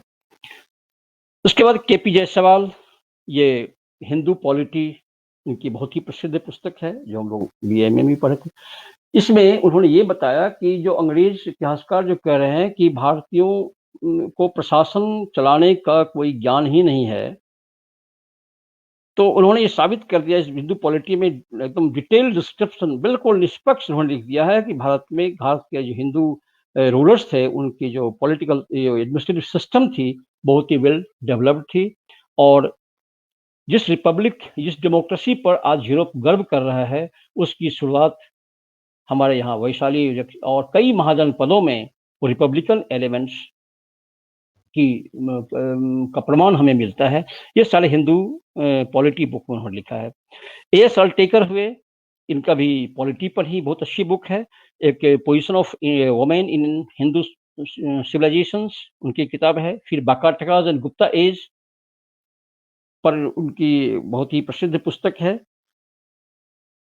उसके बाद एक Hemchand Rai Chaudhuri, political history of India. R.C. Majumdar बहुत ही लोकप्रिय नाम है, इतिहास के हर छात्र के लिए एक बहुत ही इम्पोर्टेंट बुक माना जाता है। और इन्होंने एडिटेड 11 वॉल्यूम्स में history and culture of India ये बुक तैयार किया, एडिटेड था। इसमें और विद्वान थे, लेकिन उन्हीं का मार्गदर्शन था, उन्हीं के एडिशन में हुआ था ये। उन्होंने Hindu colonies of south east Asia भी लिखा, वियतनाम, कंबोडिया, इंडोनेशिया, इन सब साउथ एशियन कंट्रीज में जो भारत का कॉलोनी था। देखिए, एक चीज बता दूं पहले कि भारत का जो कॉलोनियल कॉन्सेप्ट था वह यूरोपियन कॉन्सेप्ट से डिफरेंट था। यूरोप के लोग कॉलोनी एस्टैब्लिश करते थे वहाँ शोषण करने के लिए, वहाँ के रिसोर्सेस पर नियंत्रण स्थापित करने के लिए। लेकिन भारत कभी भी आक्रांता नहीं रहा है, आक्रामक देश नहीं रहा है। इसने कभी अपनी राजनीतिक सत्ता स्थापित करने के लिए करने का प्रयास कभी कहीं नहीं किया। भारत का सांस्कृतिक जो भारत की संस्कृति है उसका प्रसार हुआ। और आप देखेंगे गुप्ता एज या उसके बाद एक ग्रेटर इंडिया कॉन्सेप्ट आता है, बृहत्तर भारत। जो इंडिया से बाहर भारत था, भारत मीन्स यहाँ वो बाहरी कंट्री के टेरिटोरी को हमने नहीं हड़पा, उसको एनेक्स नहीं किया, उसके पॉलिटिकल सिस्टम पर, उसके गवर्नेंस पर हमने कंट्रोल नहीं किया, लेकिन अपने सॉफ्ट पावर से, अपनी संस्कृति, अपनी कला, अपनी शिक्षा की व्यवस्था से हमने उसको प्रभावित किया। बहुत हद तक वो प्रभावित हुए, उसको ग्रेटर इंडिया कहते हैं। उसके बाद उनकी R.C. मजुमदार की एक बुक है corporate life in ancient India, फिर history of freedom movement in India. और उसके बाद एक बहुत इंपॉर्टेंट पुस्तक इनकी है हिस्टोग्राफी ऑफ मेडिवल इंडिया, जो 1917 में पब्लिश हुई, जो बहुत इंपॉर्टेंट बुक है, जिसमें जो अभी तक कॉलोनियलिस्ट अलीगढ़ स्कूल वाले और बाद में इलाहाबाद स्कूल से चर्चा मैं करूंगा, इन लोगों ने जो एक गलत कंपेन चला रखा था, एंटी इंडिया कंपेन या एंटी जो एस्टैब्लिशमेंट, जो इंडियन कल्चर के खिलाफ एक प्रत्यक्ष या अप्रत्यक्ष रूप से कंपेन चला रहा था, उसका जवाब इन्होंने इस बुक में दिया। इसके बाद और कई इतिहासकार हुए, काफी सैकड़ों की संख्या में है वो। इसमें एक आर्कियोलॉजिस्ट हुए बहुत हाल फिलहाल 1990s में, विदेशी प्रसाद सिन्हा। उन्होंने एक बुक लिखी, इसका जिक्र करना मैं समझता हूँ यह आवश्यक होगा, इन सपोर्ट ऑफ अयोध्या। जो अयोध्या का विवाद चल रहा था एक विवादास्पद स्थल के लिए, उस पर उन्होंने बहुत वेल रिसर्च एक बुक लिखा। आर्कियोलॉजिस्ट थे, उनको काफी खनन उन्होंने करके और सारे प्रमाणों को मिला करके उन्होंने ये बुक लिखा था। उसमें उन्होंने ये साबित किया कि जो विवादास्पद ढांचा था उसके नीचे हाँ, उस पर उसके नीचे कोई मंदिर दफन है। और ये पुस्तक उन्होंने दी विश्व हिंदू परिषद को, और विश्व हिंदू परिषद ने उसको एक साक्ष्य प्रमाण के रूप में भारत सरकार के पास और न्यायालय तक में उसको प्रोड्यूस किया। फिर एक एल श्रीवास्तव थे, उन्होंने एक बुक लिखा सुल्तान्स ऑफ दिल्ली, बहुत अच्छी मेडिवल हिस्ट्री की बहुत अच्छी बुक है, जिसमें उन्होंने एक लाइन कहीं लिखा है कि India partition of India took place in 711-12, 7 से 11 में हो गया। क्या अर्थ हुआ इसका? 7 से 11 में भारत में अरब इन्वेजन ऑन सिंध हुआ था, और उन्होंने माना कि भारत के विभाजन का बीज उसी वक्त बो दिया गया था, और इसको एक्सप्लेन करने की जरूरत नहीं होगी, क्योंकि मैं एक्सप्लेन करके और यहाँ एक विवाद नहीं खड़ा करना चाहता हूँ। उनका एक विचार था, अब कहाँ तक सही है नहीं है हम आप उस पर खुद विचार करें, सोचें। उसके बाद नीलकंठ शास्त्री, उन्होंने दक्षिण भारत पर बहुत कुछ लिखा, क्योंकि दक्षिण भारत ये कॉलोनियलिस्ट और नेशनलिस्ट, जो शुरू के नेशनलिस्ट थे, उनके द्वारा कोई चित्र रह गया था। इन्होंने बहुत कुछ लिखा नहीं था, तो साउथ इंडिया पर उनकी बहुत अच्छी सी पुस्तकें हैं, और ये सब लिख करके भारतीयों में आत्मगौरव और आत्मविश्वास बढ़ाने का काम उन्होंने किया। एक तरह से अगर राष्ट्रीय आंदोलन या राष्ट्रीयता के बढ़ते राष्ट्रीयता का, राष्ट्रीय जागरण का प्रभाव इतिहास लेखन पर था, इतिहास लेखन का प्रभाव राष्ट्रीय आंदोलन पर भी पड़ने लगा था। जीएस सरदेसाई हुए, उन्होंने हिस्ट्री ऑफ मराठा लिखा, मराठाओं के प्रशासन, उसकी जो वीरता है और उसका ही अच्छा से बखान किया। और धर्मपाल एक राइटर हुए, उन्होंने इंडियन साइंस टेक्नोलॉजी, जो एंशिएंट इंडिया में जो साइंस टेक्नोलॉजी कितना डेवलप था, क्या क्या किस किस क्षेत्र में हमारी प्रगति हुई थी, इन सबों का उन्होंने अध्ययन किया। ये नेशनलिस्ट हो गए। पहले ही मैंने बताया कि नेशनलिस्ट हिस्टोरियंस की प्रासंगिकता थोड़ी कम हो गई आज़ादी के बाद, क्योंकि उसका उद्देश्य था भारतीय राष्ट्रीय आंदोलन को आगे बढ़ाना, और आज़ादी हमें मिल गई थी। अब इसमें एक नया ट्रेंड हिस्ट्री राइटिंग्स में आया। अलीगढ़ के कुछ इतिहास के विद्वानों ने इतिहास लेखन काम स्टार्ट किया। आप सबको पता है कि अलीगढ़ में सर सैयद अहमद खान साहब ने एक एंग्लो ओरिएंटल मोहम्मदन कॉलेज की स्थापना की थी, जो बाद में अलीगढ़ मुस्लिम यूनिवर्सिटी बन गया। इनका उद्देश्य था कि मुस्लिम समाज का आधुनिकीकरण करना, उसमें अंग्रेजी शिक्षा का प्रचार, आधुनिक शिक्षा का प्रसार करना, और ब्रिटिश के प्रति लॉयल्टी बढ़ाना। ये उस उद्देश्य से उन्होंने स्थापना की थी। वहाँ एक पोइट हुए, उनका नाम था अल्ताफ हुसैन कालवी। उन्होंने हजारों कविताएं लिखी, जिसमें कि इस्लामिक सोसाइटी का गुणगान किया। उन्होंने कई विवादास्पद बातें भी लिखी है उसमें, उसकी चर्चा डिटेल्स में करना यहाँ संभव नहीं, जरूरी भी नहीं है। उन्होंने ही लिखा था कि इस्लाम की तरकस का आखिरी तीर औरंगजेब था, और इनको पेट्रोनेज मिल रहा था, प्रश्रय मिल रहा था अंग्रेजों से, क्योंकि स्वाभाविक है अंग्रेज चाहेंगे कि भारतीय राष्ट्रीय आंदोलन में जो हिंदू मुस्लिम सब एक होके ना रहें, एक डिवाइड एंड रूल पॉलिसी की हमेशा से रही है, उसको एक अच्छा मौका मिला था और इस आंदोलन को कमजोर करने के लिए उन्होंने किया। उसके पीछे एक उद्देश्य यह था कि अंग्रेजों से भारतीय मुसलमान थोड़ा नाराज हो गए थे बाल्कन वॉर्स के चलते। 1911-12 में जब बाल्कन युद्ध हुए थे तो भारतीय मुसलमानों की इच्छा थी कि वो अंग्रेजी शासन जो है वह तुर्की का साथ दे, वो संभव नहीं था, उन्होंने नहीं दिया। इसलिए भी और बाद में फिर देखेंगे कि जब खिलाफत आंदोलन हुआ जिसको गांधी ने लीड किया, अब ये कहाँ तक उचित था अनुचित था इसकी चर्चा मैं नहीं करूंगा। तो इसके जो तुर्की के साथ जो कुछ सो कॉल्ड इनजस्टिस हुआ था, इससे मुसलमानों में थोड़ा आक्रोश था, तो उसको थोड़ा खुश करने के लिए some sort of appeasement policy वो ब्रिटिश की थी, इसलिए उन्होंने अलीगढ़ स्कूल को पैट्रोनाइज किया। इसमें एक अलीगढ़ स्कूल में ही एक हिस्टोरियन हुए एस.के. हंगल, जिन्होंने कहा कि प्राचीन भारत में असुरों को जबरदस्ती हरा करके उनका सब कुछ हड़प लिया गया और भारत में जितने भी दंगे हुए उसकी शुरुआत हमेशा हिंदुओं ने की। ये कहाँ तक सही है गलत है वो उस पर व्याख्या करने की जरूरत नहीं है, आप हम सब जानते हैं इसको। एक परमात्मा शरण हुए आर.के. त्रिपाठी, बेनी प्रसाद, इब्न हसन और इरफान हबीब। जो इरफान हबीब साहब काफी प्रसिद्ध और अच्छे, बहुत अच्छे राइटर हैं, बहुत अच्छे विद्वान हैं, अपनी विद्वता के साथ साथ अपनी उग्र लेखन के लिए भी जाने जाते हैं, जिनको कि कुछ दिन पहले केरल के गवर्नर को स्टेज पर उनके साथ क्या उन्होंने किया पूरी दुनिया ने देखा। तो ये सब उनके प्रमुख इतिहासकार ये थे। इसमें इलाहाबाद में भी कुछ इतिहासकारों का एक ग्रुप बना जिसको इलाहाबाद स्कूल ऑफ हिस्टोरियंस भी कहेंगे।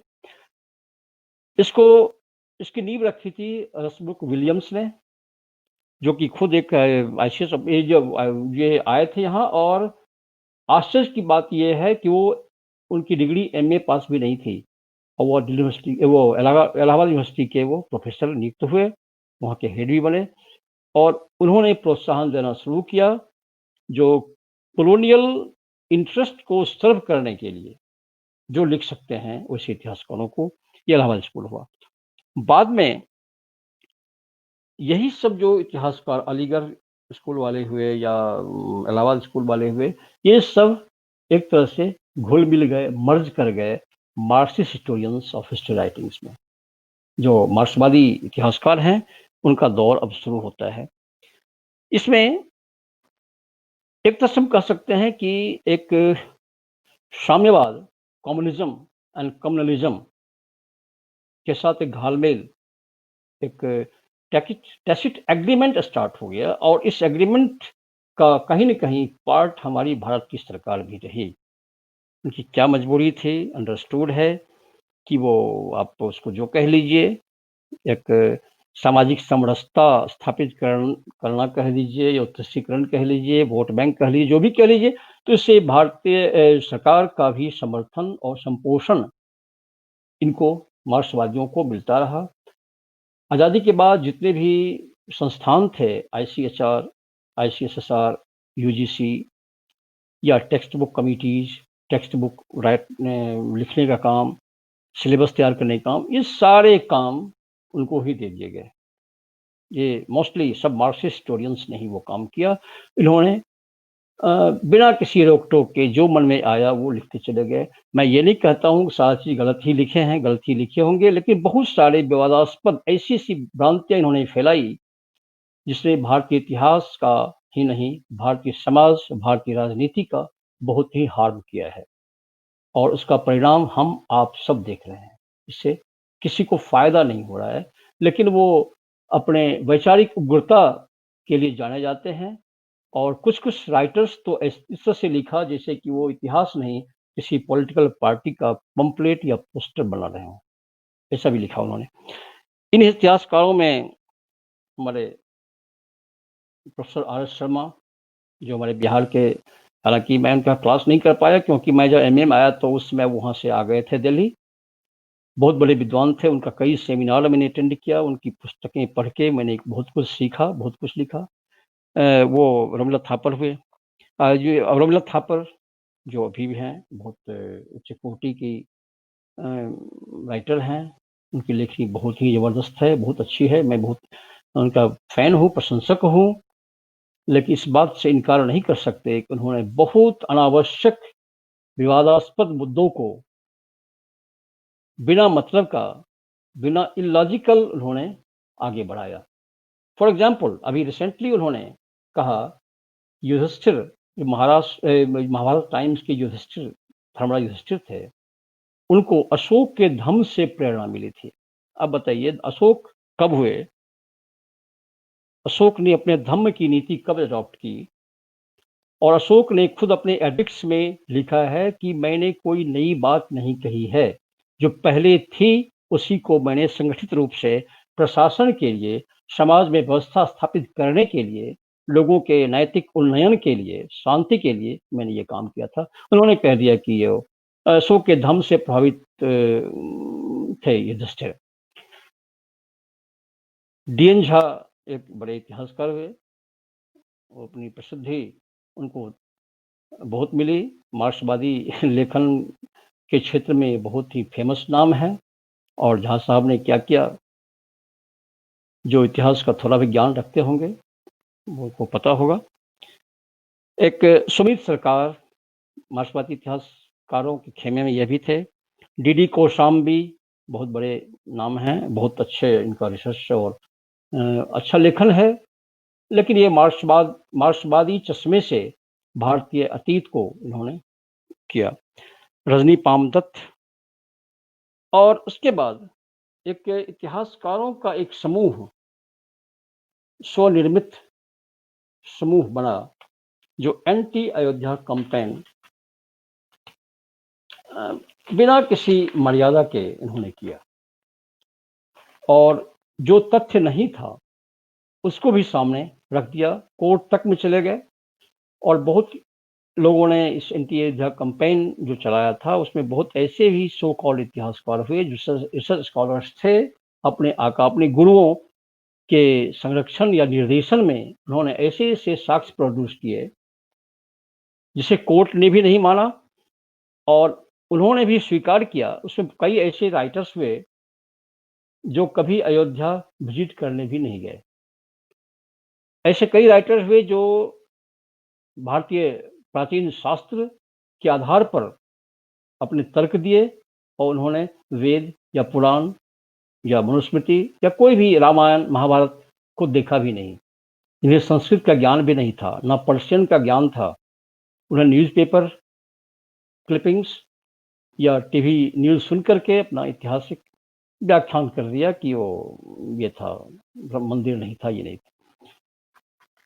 तो इस तरह से भारतीय इतिहास का बहुत जबरदस्त ढंग से विकृतीकरण किया, पहले उपनिवेशवादियों ने, बाद में मार्क्सवादी इतिहासकारों ने। अभी और क्लास समय है? हेलो, हो गया?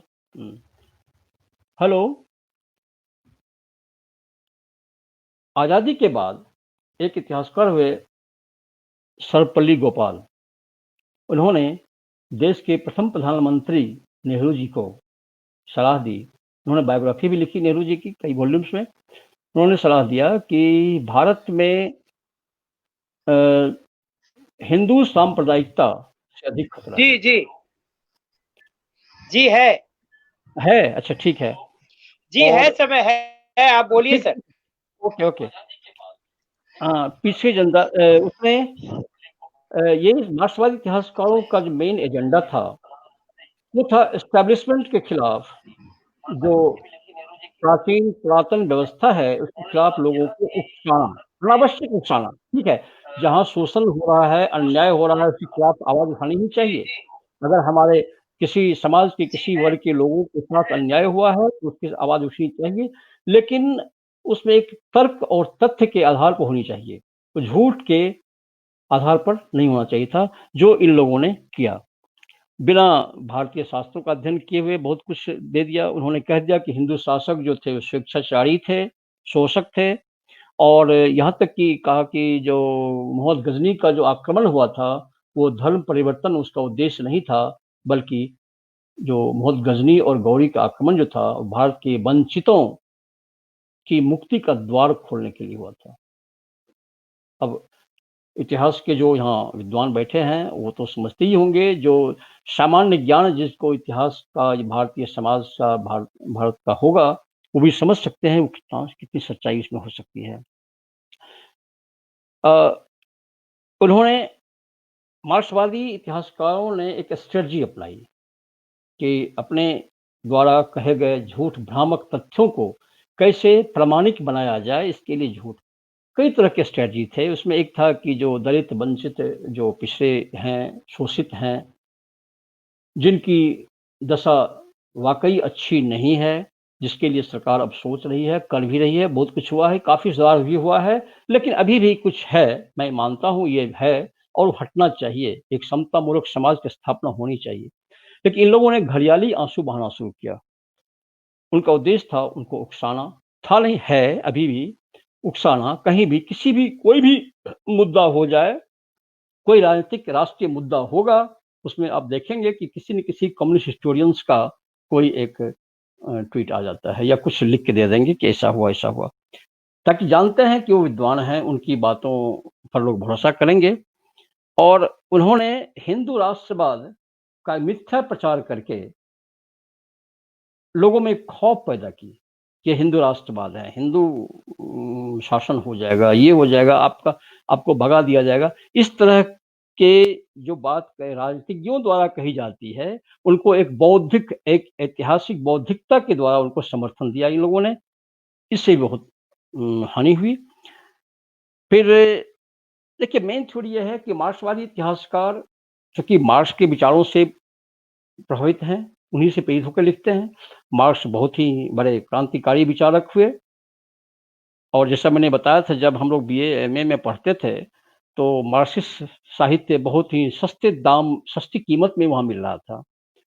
अच्छी उसकी जो होती थी पुस्तक, हम लेते थे और बहुत पढ़े भी, अच्छा भी लगा, और लगा कि बिल्कुल सही लिख रहा है।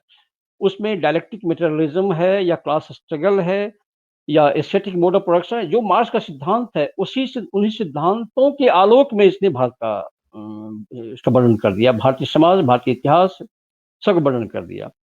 वो इस चीज को नहीं समझ पाए कि यूरोप का जो समाज है, वहां पे यूरोप में एक वर्टिकल डिवीजन है between haves and haves not. क्योंकि इंडस्ट्रियल सोसाइटी में हैव्स और हैव्स नॉट के बीच एक वर्टिकल डिवीजन होता है। हमारे यहाँ वर्टिकल डिवीजन से अधिक प्रोमिनेंट हमारे यहाँ हॉरिजॉन्टल डिवीजन रहा है, जो वर्णा सिस्टम में था। ऐसा नहीं था कि ऊपर के वर्ण के लोग सब बहुत आर्थिक रूप से संपन्न ही थे या हैं, और नीचे वाले सब शोषित ही रहे, ऐसी बात नहीं थी। तो इस वर्टिकल सोसाइटी में मार्क्स का क्लास स्ट्रगल सही हो सकता है, लेकिन भारतीय परिप्रेक्ष्य में उसको इन टोटो, अक्षरशः उसको लागू कर देना, ये एक कोरी कल्पना थी। लेकिन इसी कल्पना के आधार पर उन्होंने भारतीय इतिहास का अध्ययन किया, और नारा भी था, दुनिया के मजदूरों एक हो। तो इससे क्या हुआ कि जो राष्ट्रीयता को, नेशनलिज्म को एक बहुत बड़ा हिंड्रेंस मान लिया गया in the path of internationalism, world peace के रूप में, और ये अनावश्यक रूप से असहिष्णुता का, फ्रीडम छीना जा रहा है, ये हो रहा है, इस सब आरोप लगाते गए। कभी लोगों को लिखने की आज़ादी नहीं थी, बोलने की, अभिव्यक्ति की आज़ादी नहीं थी, शोषण हो रहा, ये सब लिखते चले गए, और हिंसक हैं, ये हिंदू समाज हिंसक है, इस तरह की बात भी लिखी गई। जबकि इस बात की चर्चा उन्होंने कभी नहीं की कि सबसे अधिक हिंसा, सबसे अधिक कत्लेआम स्टालिन के रूस में, चाइना में हुआ है, और कम्युनिस्ट शासन में, किसी भी कम्युनिस्ट कंट्री में लोगों की freedom of speech and expression कितना है, इससे सब वाकिफ है। तो कितना आज़ादी वहाँ लोगों को है कि क्या करते हैं। तो इस तरह से मार्क्सवादी इतिहासकारों के द्वारा सबसे अधिक जहर या विकृतीकरण इतिहास का अगर हुआ है, मैं ये फिर कहूंगा कि राष्ट्रवादियों ने भी पक्षपात किया होगा, लेकिन भारतीय दृष्टि से लिखा था, पक्षपात होगा। अतिशयोक्ति उसमें भारतीय अतीत के गौरवगान में अतिशयोक्ति का यूज उन्होंने किया होगा, लेकिन इन्होंने बहुत अधिक विकृतीकरण किया और आजादी के बाद सांप्रदायिकता, अलगाववाद या विदेशी दूसरे देशों के साथ नरमी का व्यवहार, ये सब जो मार्क्सिस्ट राइटर्स हैं, नॉट ओनली हिस्टोरियंस, सब में अच्छी तरह से देखा जा सकता है। इनको राष्ट्रीय गौरव, राष्ट्र की जो हमारी अस्मिता है, जो राष्ट्रीय पहचान है, जिसके बल पर हम अपना गर्व कर सकते हैं कि हम भारतीय हैं, इसका भान इन्हें नहीं है या इसको बढ़ा के आगे बढ़ाना नहीं चाहते हैं। ये था ये स्कूल। तो 3 स्कूल्स ऑफ हिस्टोरियंस के द्वारा जो अलग अलग नजरिए से, अलग चश्मे से भारतीय इतिहास का अध्ययन किया गया, इसके चलते भ्रांतियां आई और भ्रांतियां अब भी बनी हुई है। अब तो पता ही नहीं चलता है कि कौन सी बात सही है, कौन गलत है। इतना अधिक घालमेल हो गया है राइट एंड रॉन्ग का कि सही बात पर भी जल्दी विश्वास नहीं होता। ये इतिहास का सबसे बड़ा हार्म इसी बात से हुई है कि जो रिलायबिलिटी इन हिस्ट्री वो इरोड कर गया है और इससे राष्ट्रीय पहचान, राष्ट्रीय गौरव, राष्ट्रीय सम्मान को भी धूमिल होता है, देश की छवि भी खराब हुई है। मैं इसके लिए सारा आरोप एक ही स्कॉल्स को नहीं दूंगा। उपनिवेशवादियों ने तो किया, ठीक है, उनका उद्देश्य था, वो शासक के रूप में आए थे। शासक का जो होता है, जो victor always impose history on vanquished. हम लोग पराजित थे तो अपने विचार अपना थोपेंगे, ठीक है, लेकिन भारतीय इतिहासकार भारत के जो हैं, वो भारत के बारे में जब लिखते हैं तो उनको कम से कम एक थोड़ी सी निष्पक्षता दिखानी चाहिए और सच को सच और झूठ को झूठ उनको कहना चाहिए था, जो नहीं हुआ। और इस पर और बहुत सारी बातें कही जा सकती है और मेरे ख्याल से 1 घंटा हो गया क्या? डॉक्टर कैलाश, क्या टाइम हो गया? लेकिन भारतीय इतिहासकार भारत के जो है, वो भारत के बारे में जब लिखते हैं तो उनको कम से कम एक आवाज किसकी आ रही है? दिखानी चाहिए और सच को सच और अच्छा चलिए टाइम है अभी। हेलो, और टाइम है? देखिए इतिहास कैलाश सर आप बोलिए कुछ। समय है क्या? टाइम है? आप 5-7 मिनट में और उसको कंक्लूड कर सकते हैं सर। ये उपनिवेशवादियों ने जी 5 मिनट में कंक्लूड कर सकते हैं इसको। हाँ, कंक्लूड कर रहे हैं। वो उपनिवेशवादियों ने जी 5 मिनट है। एपिक को, ट्रेवलॉग्स को, जी 5 मिनट है, 5 मिनट। अच्छा ठीक है। वो बहुत सारे हमारे 5 मिनट समय है, 5 मिनट में सर कंक्लूड करें। ओके, बहुत सारे हमारे ऐतिहासिक 5 मिनट है सर, 5 मिनट, जिसको उन्होंने स्वीकार नहीं किया। ये ट्रेवलॉग्स है, मेमोइर्स है, या हमारे महाभारत रामायण, महाभारत है, इसको उन्होंने, रामायण को उन्होंने नहीं माना। और उन्होंने, हुआ ये था कि कॉलोनियल राइटर जो थे, ठीक है, जो व्यवस्था या जो विकास यूरोप में नहीं था, वो अगर इंडिया में है तो उसको मानने को स्वीकार वो तैयार नहीं थे। अर्थात वो एक रेशियल सुपीरियरिटी या जो फीलिंग्स था कि सारा ज्ञान का भंडार उन्हीं के पास है, जो कुछ भी अच्छा अगर भारत में है, अगर यूरोप में नहीं हुआ था तो उसको नहीं मानेंगे। ऐसा नहीं हो सकता, ऐसा हुआ ही नहीं। जैसे हमारे इंडिया में साइंस एंड टेक्नोलॉजी में इतना डेवलपमेंट हुआ, मेडिसिन के फील्ड में, एस्ट्रोनॉमी में, एस्ट्रोलॉजी में, मेटेरिकल साइंस में, मैथमेटिक्स में, सब में ज्ञान के क्षेत्र में इंडिया हमेशा अग्रणी रहा, उसको मानने को तैयार नहीं। अभी रिसर्च जो आया है उसमें पराशर साहित्य में 300 तरह के मेडिकल सर्जिकल इंस्ट्रूमेंट्स की चर्चा है। ये क्या शो करता है कि मेडिसिन और सर्जरी के फील्ड में भी हम आगे थे। चरक संहिता और सुश्रुत संहिता के बारे में आप सब जानते ही हैं। तो जो हमारे यहाँ हुआ, अगर यूरोप में नहीं हुआ था, उसको स्वीकार नहीं करेंगे, ये उनका दोष था।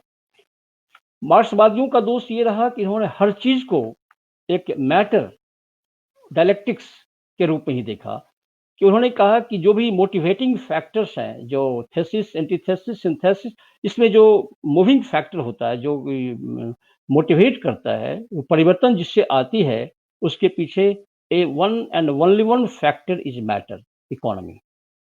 इकोनॉमी के अधिक वो कुछ उन्होंने नहीं देखा।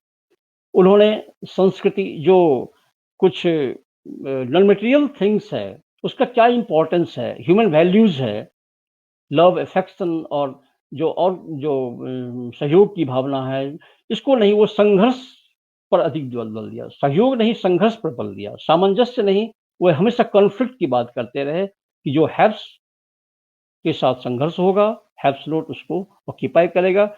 ये जो एक उनके दिमाग में बैठा हुआ है, इसी के आलोक में उन्होंने भारतीय समाज, भारतीय अर्थव्यवस्था, हमारी संस्कृति, सबको इसी रूप में उन्होंने इंटरप्रेट करना शुरू किया। देखिए, इतिहास कहा जाता है कि इतिहास को बार बार लिखा जाता रहना चाहिए, हमेशा लिखा है, वो चेंज होना चाहिए, क्योंकि कोई no history is complete history, वो फाइनल हिस्ट्री नहीं होता, वो कुछ से कुछ हमेशा स्कोप फॉर इम्प्रूवमेंट होता है, और वो चल रहा है। और अभी पिछले कुछ वर्षों में, 5-6 वर्षों में, एक इतिहास लेखन का, पुनर्लेखन का फिर से एक प्रयास, जो इतिहासकार हैं, जो विद्वान लोग हैं, उन्होंने लिखने का काम स्टार्ट किया है। इसमें क्षेत्रीय इतिहास, अभी करीब 300 जिला का इतिहास तैयार हो रहा है। वनवासियों का इतिहास लिखा जा रहा है, वंचित जो इतिहास में जिनको सम्मानजनक स्थान नहीं मिला, जिनके ऊपर नहीं कुछ लिखा गया, उनका हिस्ट्री लिखा जा रहा है, रीजनल हिस्ट्री लिखा जा रहा है। हिस्ट्री ऑफ वुमेन, जो भारतीय समाज में पहले भी लिखा गया, लेकिन उसको और नए ढंग से उसको फिर से व्याख्या करने की कोशिश हो रही है। हिस्ट्री ऑफ ट्रैवल्स, जो वनवासी हैं, जंगलों में रहने वाले हैं, जो पिछड़े हुए हैं, उनका इतिहास लिखा जा रहा है। एक भ्रांति जो उन्होंने फैलाई थी कि इतिहास कभी भारत में लिखा ही नहीं गया, यहाँ पर मिथ्स एंड लेजेंड्स के अलावा कुछ नहीं था। एक छोटा एग्जाम्पल मैं दूंगा, कल्हण ने जो लिखा राजतरंगिणी, इसमें कश्मीर का हिस्ट्री है। कश्मीर का तो स्पेसिफिकली कश्मीर का हिस्ट्री है, लेकिन वो कश्मीर के बाहर का भी उसमें जिक्र है। और कल्हण ने जो लिखा था, वो पहले इतिहासकार नहीं थे, उन्होंने खुद मेंशन किया है कि हम अपने पूर्ववर्ती 11 हिस्टोरियंस के राइटिंग्स को पढ़ने के बाद हमने लिखा है। अब सोच सकते हैं कि इतिहास लेखन की एक निरंतर सतत प्रक्रिया भारत में प्राचीन काल से बनी रही, लेकिन उसको इन लोगों ने, कॉलोनियलिस्ट ने एक्सेप्ट नहीं किया, और मार्क्सिस्ट भी उस पर डिपेंड नहीं करते। ये भी कॉलोनियलिस्ट की तरह उसको मिथ्स एंड लेजेंड्स, एग्जेगरेटेड डॉक्यूमेंट्स के अलावा और कुछ नहीं मानते। भारत के अतीत में जब भी जो कुछ भी अच्छा हुआ, जैसे हमारे बहुत सारे आर्किटेक्चर हैं, साउथ इंडिया में एक से एक टेम्पल है, देखेंगे तो आप दंग रह जाएंगे कि क्या ये संभव है। ऐसे ऐसे स्ट्रक्चर हैं जिसमें एक एक स्टोन जो ऊपर कई फीट ऊपर उठाया गया, कौन सा क्रेन रहा होगा उस वक्त, क्या साइंस था, क्या यह उल्लेखनीय नहीं है? इसकी चर्चा नहीं होनी चाहिए? बहुत कम चर्चा है, बहुत कम चर्चा की गई है।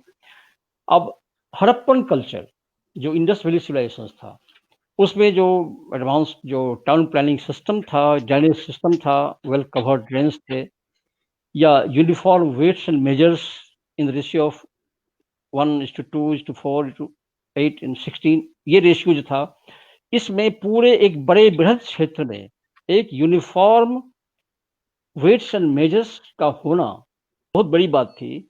क्या यह राष्ट्र राष्ट्र की कल्पना नहीं है, इसको राष्ट्र नहीं, क्योंकि एक ही तरह का वेट्स एंड मेजर्स, एक ही टाइप की करेंसी का होना, ये क्या शो करता है? एक एडवांस्ड ऑर्गेनाइज्ड गवर्नेंस था, एक छत्र राज में एक शासन के अंदर रहा होगा। अब गुप्ता एज है, जिसको नेशनलिस्ट ने कहा कि golden period of Indian history है, स्वर्ण युग है, भारत का स्वर्ण युग है। इसमें साहित्य के क्षेत्र में कालिदास जैसे विद्वान हुए, बड़ा अमीर और बहुत बड़े बड़े विद्वान हुए। इसमें स्थापत्य कला में, मूर्ति कला में, व्यापार में, सब में बहुत प्रगति हुई। इस आधार पर उन्होंने गोल्डन एज कह दिया। अब तो कुछ लोग नहीं मानते हैं गोल्डन एज, जिस उसमें सबसे अधिक largest number of gold coins था गुप्ता पीरियड में, चलन में था सोने का सिक्का। सोने का सिक्का होने को एक इतिहासकार मानते हैं, एक ग्रुप मानते हैं कि वह गोल्डन एज था, दूसरा ग्रुप कहता है गोल्डन एज नहीं था। हायर डिनोमिनेशन का करेंसी होना इस बात का द्योतक है कि आवाज क्यों चल रहा है? लैपटॉप की जरूरत है, नहीं इसकी। ठीक है, तो मैं फिनिश करता हूं। अर्थात लास्ट में मैं इतना ही कहूंगा कि इतिहास लेखन एक ऐसा टास्क है जिसको सही ढंग से निष्पक्ष होकर के बिना किसी राग द्वेष के किया जाना चाहिए, और हर भारतीय को, हर देशवासी को यह अधिकार है कि हम अपने अतीत का सत्य रूप देख सकें। सच्चा रूप क्या था एक्चुअली, क्योंकि इतना कंफ्यूज्ड हो गए हम लोग। तीन तरह के विचार आ गए, तीन ही नहीं बल्कि कहेंगे तो और इसमें स्कूल ऑफ थॉट और आ जाते हैं, लेकिन मुख्यतः ये तीन की मैंने चर्चा की। उसमें सच क्या है और झूठ क्या है, किसको एक्सेप्ट किया जाए, किसको रिजेक्ट किया जाए, ये थोड़ा कठिन हो रहा है। इसलिए इसका फिर से लेखन होनी चाहिए, और इतिहास को एक गड़े हुए मुर्दे को उखाड़ना नहीं मान के इतिहास को एक ऐसा सब्जेक्ट माने जो किसी राष्ट्र की पहचान बनाता है, पहचान देता है, उसकी गौरव, उसकी अस्मिता को संरक्षित रखता है। इसीलिए इस पर हर भारतीय को ध्यान देना चाहिए, इसके बारे में सोचना चाहिए कि क्या सही क्या गलत लिखा जा रहा है। बस इतना ही मैं कहूँगा आज के लिए। अगर फिर कभी मौका मिला तो, चूंकि मैं 1 घंटा मान के कर लिया था। क्या कैलाश जी है समय और है? सर समय तो है, लेकिन हमें लगता है कि ये जो एक ऐसा विषय है जिसमें मल्टीपल सिटिंग्स की जरूरत है, and we need multiple scholars to elaborate this thing. तो मुझे लगता है कि आज अगर कुछ क्वेश्चंस अगर किसी के हो और 1-2 क्वेश्चंस को आप एड्रेस कर ले तो that would be a great thing. बताइए। ओके। हाँ, एक किसी विद्वान का प्रश्न था कि वैदिक पीरियड से लेकर आज तक इतिहास जो है कभी निष्पक्ष नहीं रहा, वह सत्ता केंद्रित रहा। तो एक ऐसा प्रश्न था उनका, तो would you like to respond to this? ठीक है, मैंने भी यही बात कहा था। मैंने भी यही कहा था कि इतिहास अगर निष्पक्ष होकर लिखा जाए तो वो सही इतिहास होता है। अगर वो निष्पक्ष होकर नहीं लिखा गया, वो डायरेक्टेड है, निर्देशित है, और वही होता रहा इतिहास। मैंने पहले एक लाइन बताया था ना आपको कि lions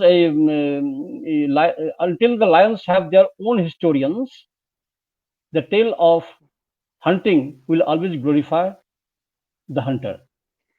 यही होता है डॉक्टर दलीप। हाँ, क्या बताइए? तो इसीलिए डॉक्टर दलीप जो डोमिनेटिंग क्लास रहा, रूलिंग क्लास से जो भी रहा, ये नीरज झा जी हैं। ये तो बहुत उच्च कोटि की कवि हैं। नीरज से पहले डॉक्टर दिलीप के क्वेश्चन को ले लेते हैं। डॉक्टर दिलीप का कहना है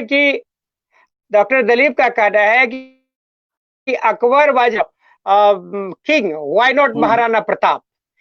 और अगर आप ऐसा नहीं कहते हैं तो इज इट ट्रू और इट इज फॉल्स? ठीक है, एक तो यूं ही बहुत असहिष्णुता का और सांप्रदायिकता का आरोप आजकल किसी पर कोई लगा देता है।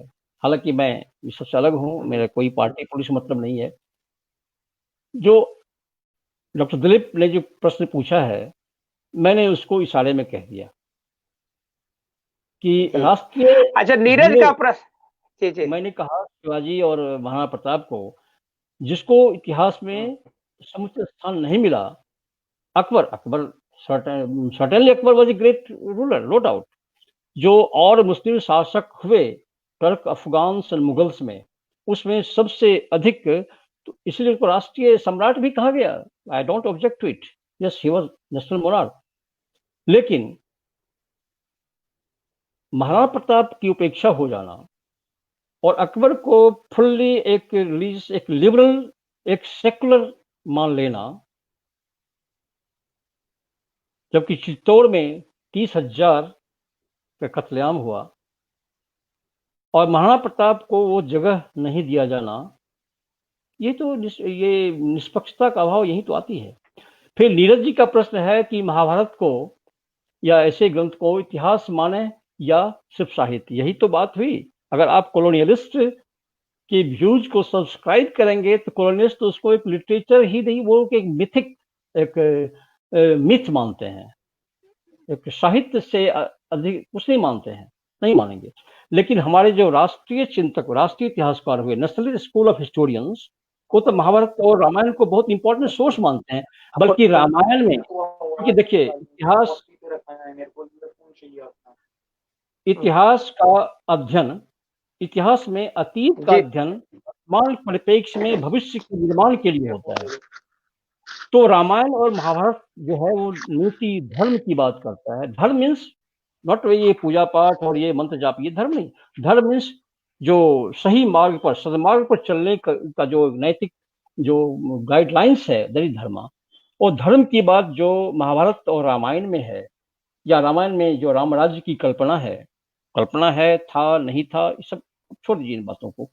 लेकिन जो उन्होंने राजाओं को, शासक वर्ग को जो निर्देश दिया है, जो बताया है कि ऐसे चलना चाहिए, हर एक का कर्तव्य क्या है, क्या होना चाहिए, नहीं, ये सारी चीजें बताया है, तो ये तो भविष्य निर्माण के लिए ही है।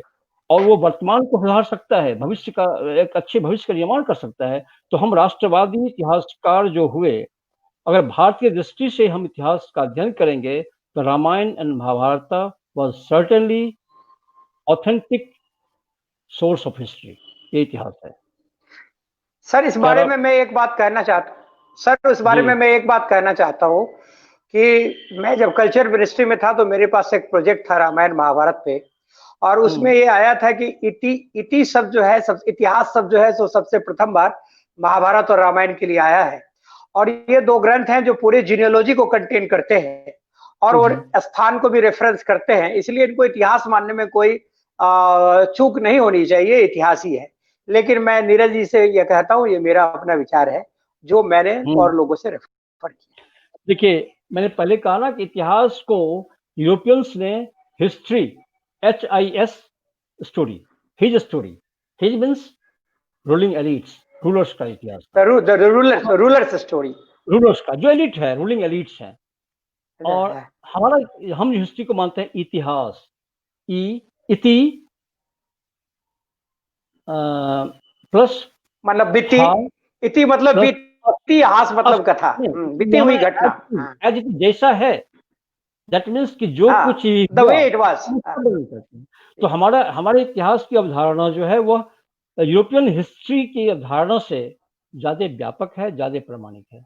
इसलिए हम इतिहास मानते हैं और है इतिहास का बहुत ही इंपॉर्टेंट। हाँ, एक बात जरूर है कि हमारे एंशिएंट ऋषि मुनीज का जो लिखने का ढंग था, उनका हाई क्लास से वो लिखते थे। उसको समझने के लिए अगर मान लीजिए, जैसे मैं बताऊं एक छोटा सा, हमारे यूनिवर्सिटी में एक प्रोफेसर थे, हालांकि मैं जब एडमिशन लिया तो रिटायर कर चुके थे, बहुत बड़े मेडिवल हिस्ट्री के अस्करी साहब, बहुत बड़े विद्वान और पूरे वर्ल्ड लेवल के स्कॉलर थे। उनके साथ घंटों बैठने के मौका मिला, रिटायर कर गए थे। तो सुनते हैं कि जब नया नहीं ज्वाइन किए थे वो, तो पढ़ाते बहुत ही अच्छा थे। एक just new young teachers join किए थे, तो बहुत टॉप क्लास का ऑर्नामेंटल इंग्लिश में पढ़ाते थे वो। तो स्टूडेंट्स ने हेड से शिकायत किया कि सर पढ़ाते तो बहुत अच्छा है, लेकिन उनकी इंग्लिश बहुत ही टफ होती है। तो हेड ने उनको समझाया कि प्रोफेसर अस्करी, बच्चों का लेवल देखे।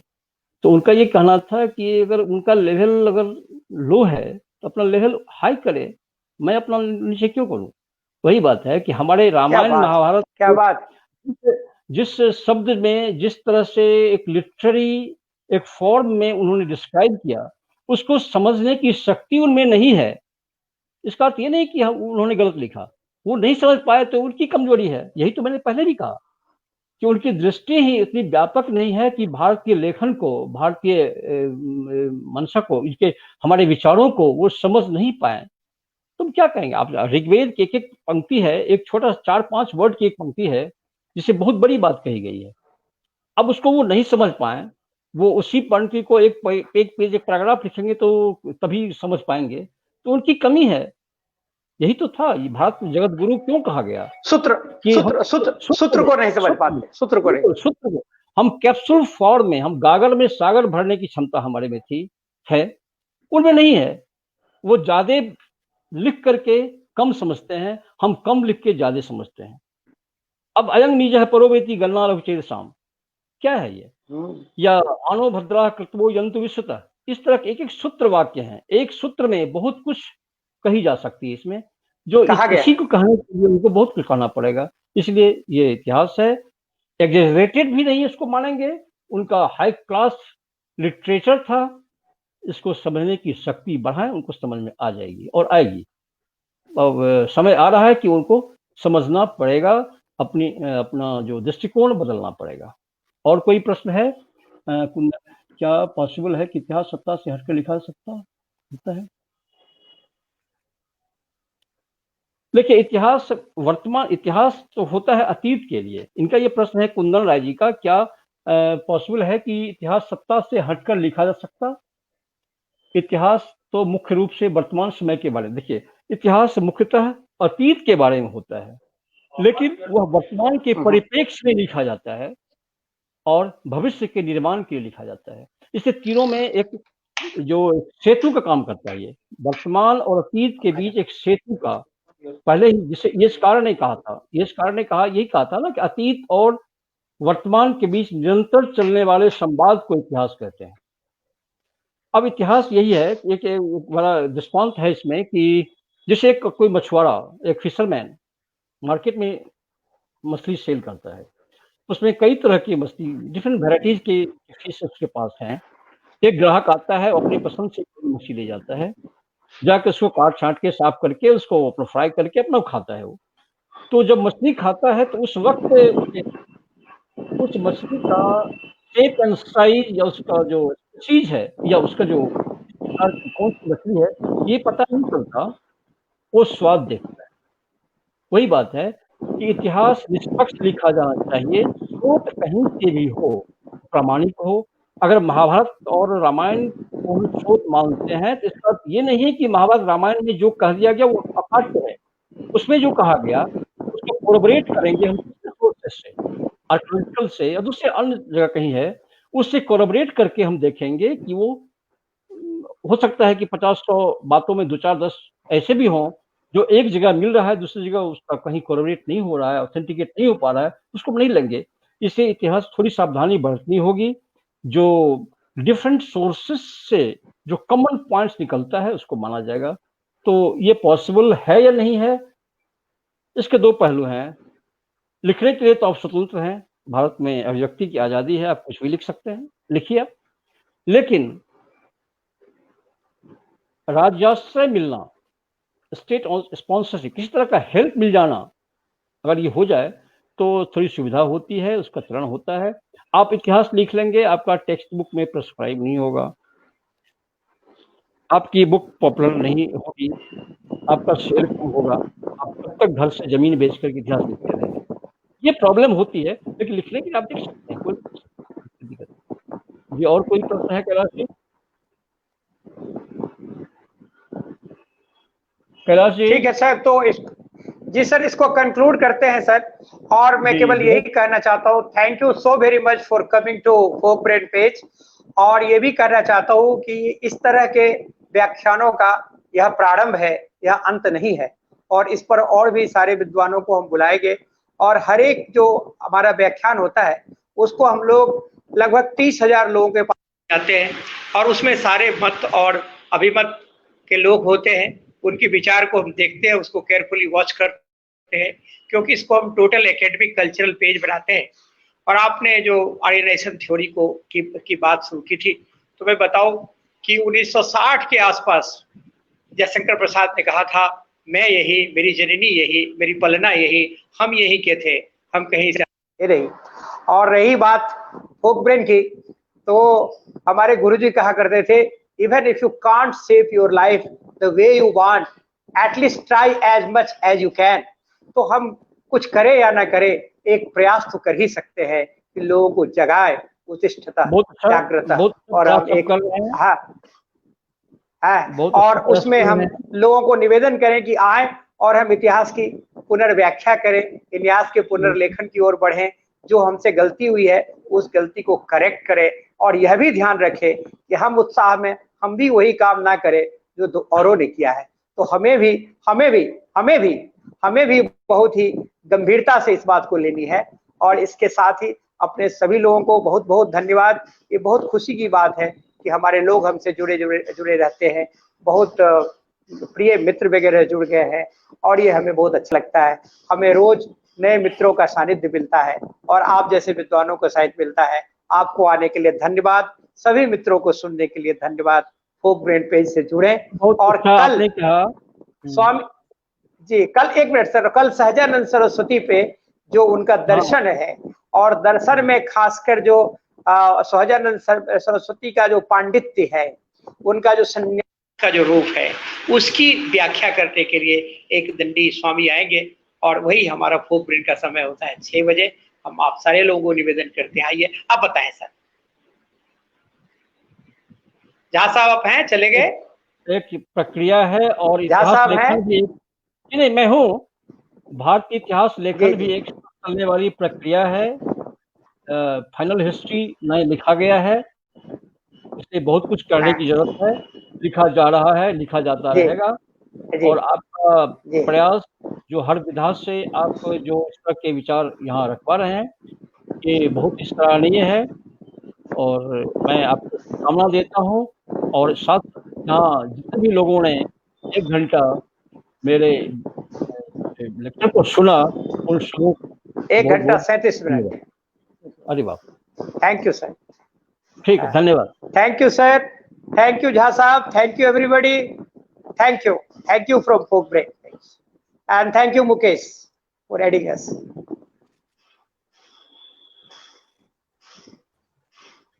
आप दोनों लोगों का ब्रेन की तरफ से धन्यवाद। Mukesh, are you here? उम्मीद करते हैं सब लोगों को सर की बात, या जी।